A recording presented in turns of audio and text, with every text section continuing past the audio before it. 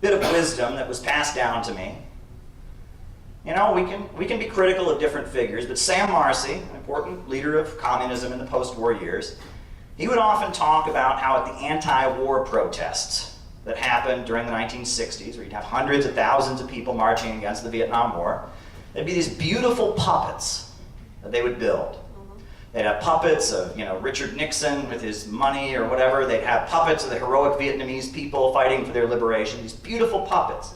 That there were whole communities of people, and they weren't members of any communist group, but they were against the Vietnam War and had a general leftist, anti-imperialist view, and they made it their mission that when there was a big anti-war rally, they would come together and they would make these beautiful works of art as their contribution to opposing the war in Vietnam. And there were whole communities that built these puppets. It was their project, their way of being creative, of building community and coming together.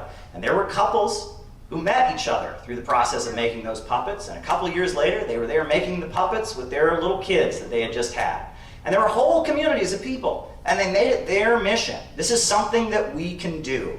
Imperialism is the enemy of humanity. The Vietnam War is horrible, and this is something we can do. We have a 9-to-5 job, we have a regular life, but this is something that we can do. And we can do it together, and we can bond, and that's beautiful.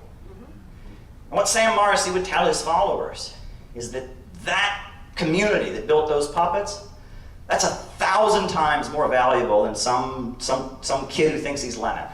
You know what I'm saying? Yeah. A community like that has longevity. People are doing that their whole life, and they're taking on a contribution.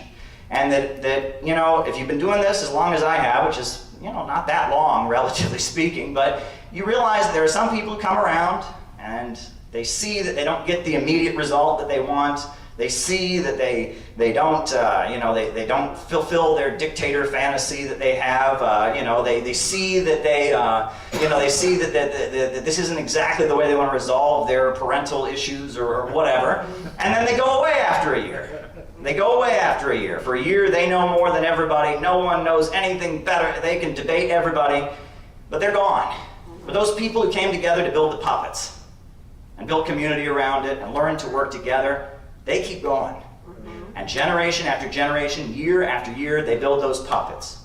And that is what we need to build with the Center for Political Innovation. We need a network of people who are committed to opposing imperialism, who learn to trust each other and rely on each other and carry out operations, build some beautiful puppets, some beautiful artwork, put on beautiful conferences, and keep this movement alive.